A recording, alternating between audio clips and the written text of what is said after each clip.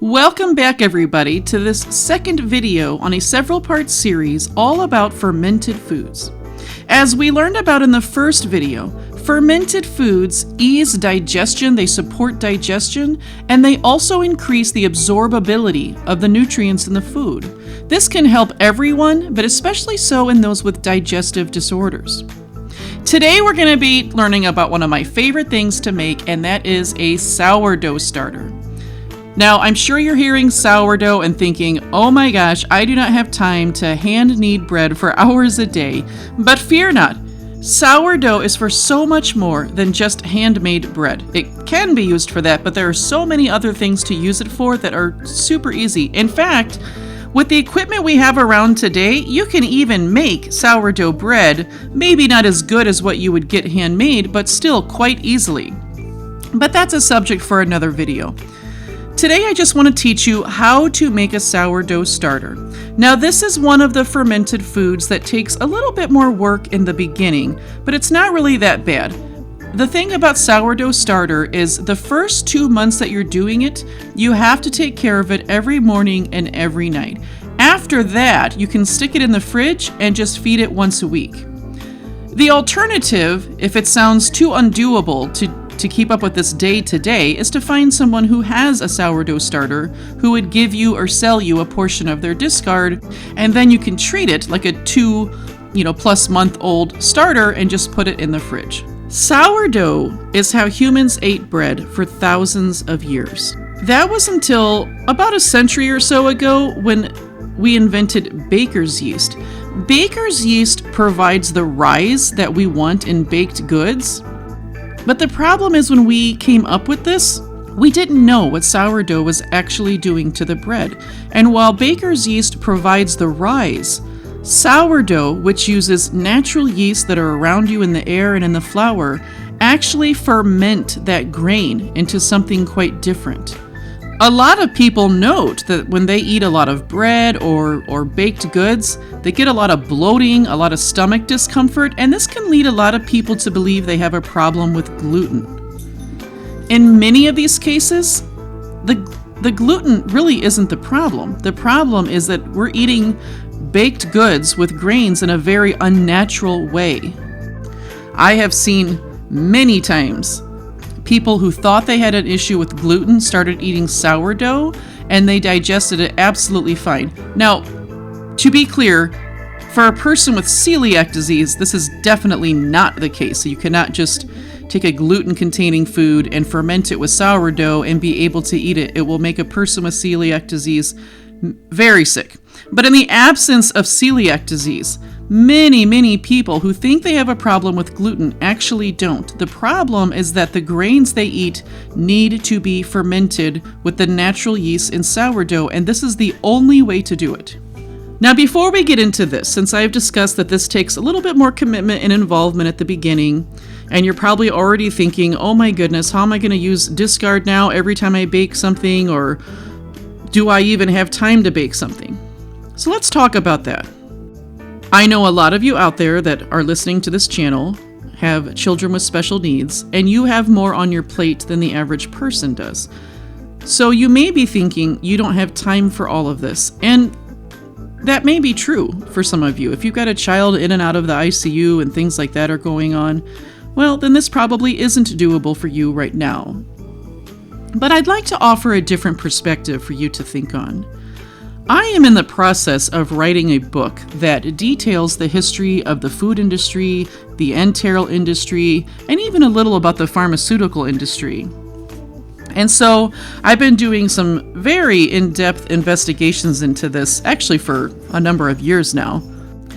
It has been astonishing to me to learn of the purposeful and strategic actions the food industry has taken to influence how we approach food. If you're feeling overwhelmed at the thought of making your own food, that's not a coincidence. That's not a conclusion you came to on your own. The food industry, for several decades, has very purposely been feeding us subtle messages to cause us to feel very overwhelmed at the thought of making our own food, and also have convinced us that homemade food does not taste as good as their food. Now, the food industry, I'm not talking about farmers growing broccoli, people like that. I'm talking about people who make the instant or nearly instant foods that so many of us have come to rely on. These foods are very harmful to our health. In fact, as a response to all this investigating I've been doing to write this book, I made the decision to stop eating these foods that I'm talking about, the instant fast foods, all the pre-made stuff that you get in the grocery store in those center aisles. I've just stopped eating them. And you know what happened? In 30 days, my blood pressure dropped significantly without even really losing much weight. And when you consider that these foods harm our health, well, how else are these companies going to convince us to eat something knowing that? Unless they convince us that we can't do otherwise. There is an enormous amount of profit that comes from those foods. And if I can give you an example, if someone is selling brown rice and they sell a pound of brown rice, let's say they can profit 30 cents from that sale. But if they take that brown rice and they remove the bran to turn it into white rice, which actually removes the vast majority of the nutrients you can find in rice, and then they alter it in such a way as to make it into a crunchy cereal, they can now make about $3 or $4 off that same pound of rice. It's called adding value to the food. And when I say adding value to the food, that is not a value that the consumer experiences. They're actually downgrading significantly the quality of that food. The value is to the producer. They make a lot more money selling us something that benefits us much less. They want you to eat those foods because they can make so much more money than if they just sell you foods in their whole natural form. And again, the way to convince us to do that is by programming us for many years.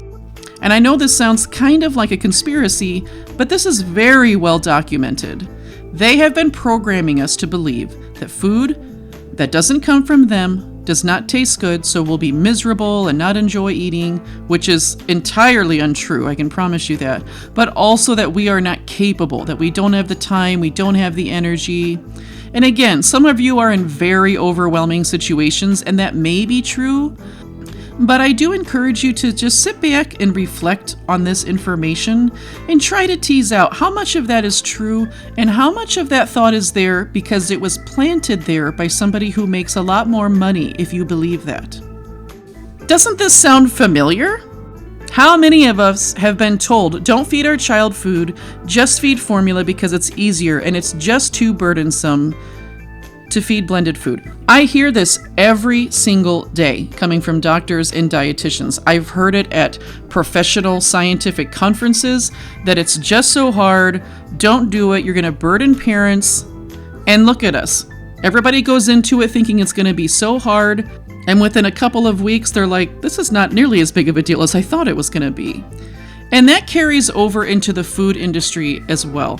This is just a common practice that's done in multiple industries to make us think that we can't do things that we actually can. I mentioned I have stopped eating these foods in entirety, and I'm not spending tons of time in the kitchen. There are so many meals that are so good for us and delicious that can come together in under 20 minutes. Sourdough may not be the right choice for you, but take the time to think about it and determine whether that's really true or whether you're thinking that because of that programming. If you are moving toward consuming more natural foods, one way to approach it is to not see this as some burdensome, terrible thing, but to respect and admire what you're doing.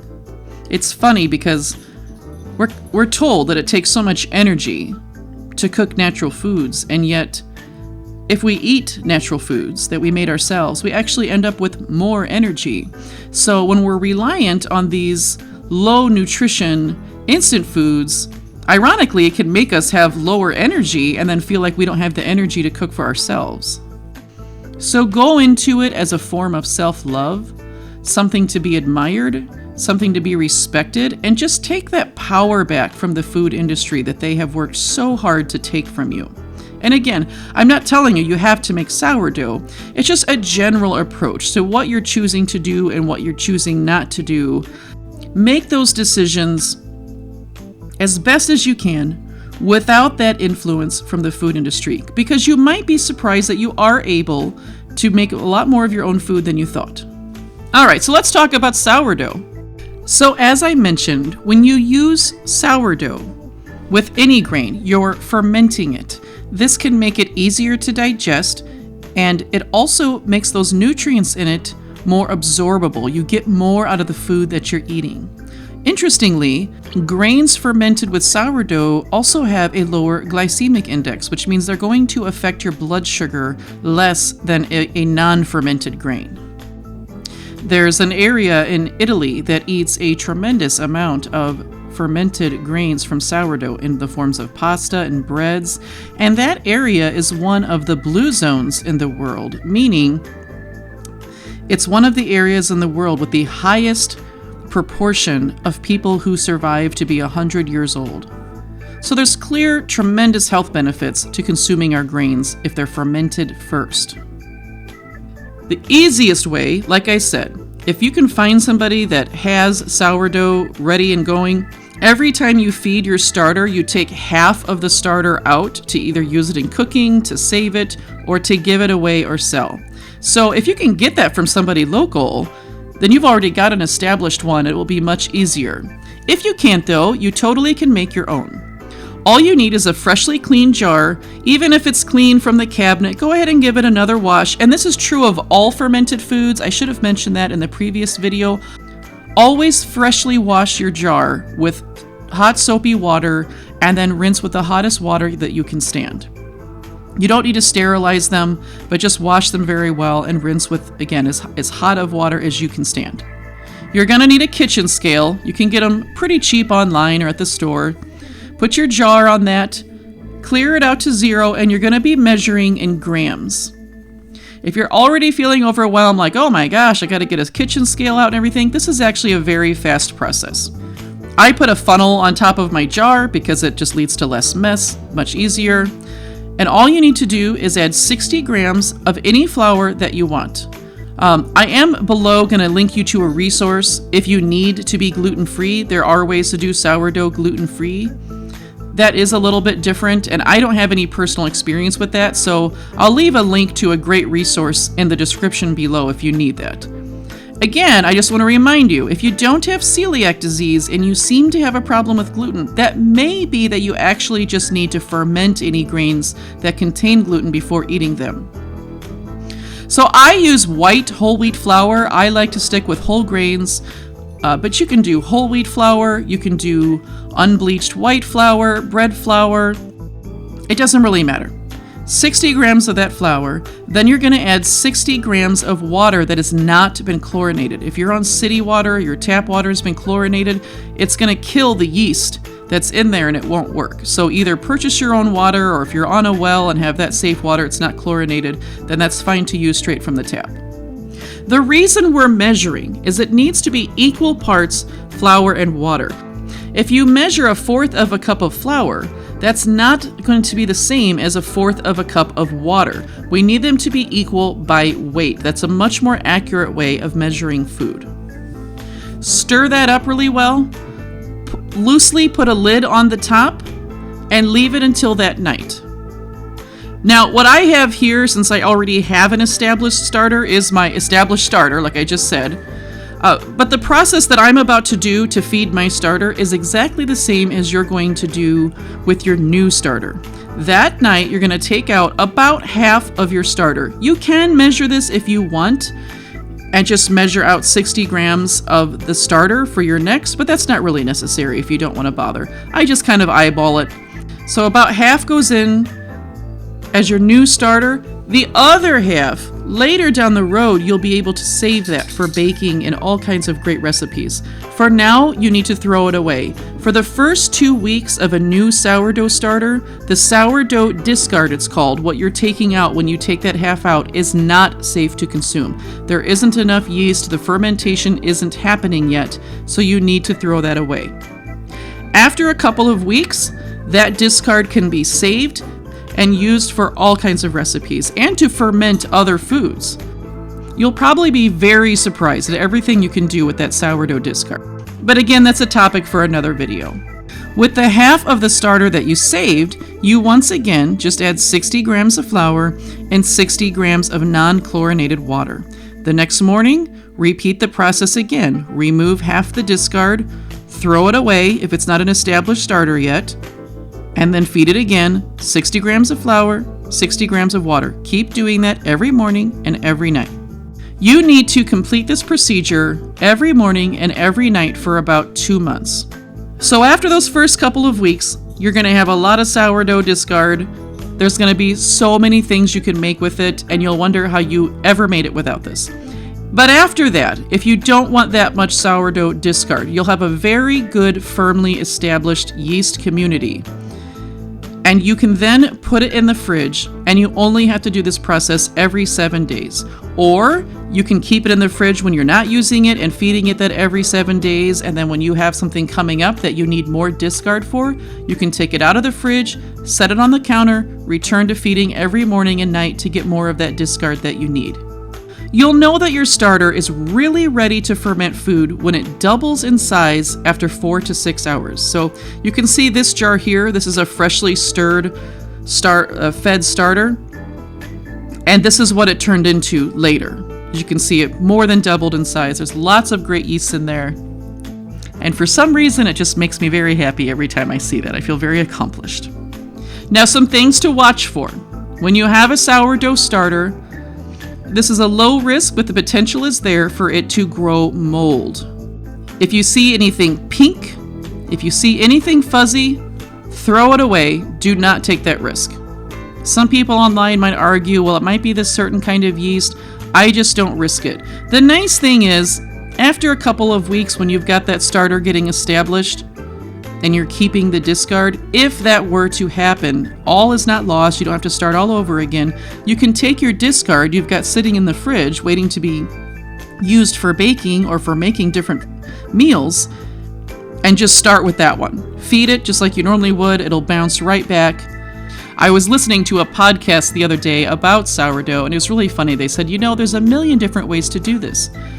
The range of tolerance for error is actually quite wide. So just watch for mold. If you see that, throw it away. Use your backup in the fridge. But I've made sourdough off and on for years. It's never happened. It does happen to people, of course. But one thing you can do to reduce the risk of ever getting mold is about every 3 days, transfer your starter to a clean, fresh jar. It's usually that sourdough that kind of gets stuck higher on the side of the jar. It is not really down in the deep starter below. That's pretty much unavoidable as you're dumping kind of these messy things in there. Some is going to get stuck to the side, and that's typically where the mold can start growing. So the most effective step you can take to prevent mold is just don't let your jar get too much of that stuff built up on the side. Transfer it to a new jar after a few days, wash the other one. I just have 2 jars I cycle through. They're just my sourdough jars. I don't use them for anything else. I will say if you did get a starter with some mold in it, I would sterilize that jar before using it again, just in case any spores or anything are in there. Set it in boiling water for about 10 minutes. There's not going to be anything left after that. And that's it. So give this a good thought. Again, this may not be right for you, but just take some time to think about your practices in your kitchen. You may find that you're able to do a lot more than you previously thought. And there is so much you can do with sourdough. Actually, last night, what we had for dinner, I had some pinto beans that I added a little seasoning to with some sauteed onions and peppers, and I just put that into a casserole dish. And then I had my sourdough discard. I put that in a bowl, stirred in some eggs, some baking powder, a couple other ingredients, and just poured that all over the top and baked it. It was a very fast meal to throw together. And it was absolutely delicious, completely healthy. And I'm one of those people, I tend to get kind of bloaty when I eat a lot of bread or baked goods like that, but I don't if they're made with sourdough. Have a great week, everyone. Next week, we're going to learn about a drink called boza, and I have made it through a method that is gluten-free. It's a delicious beverage, but you can use it to ferment all kinds of things. I'll see you next week. And remember, to those who are new to blending, you're going to do great.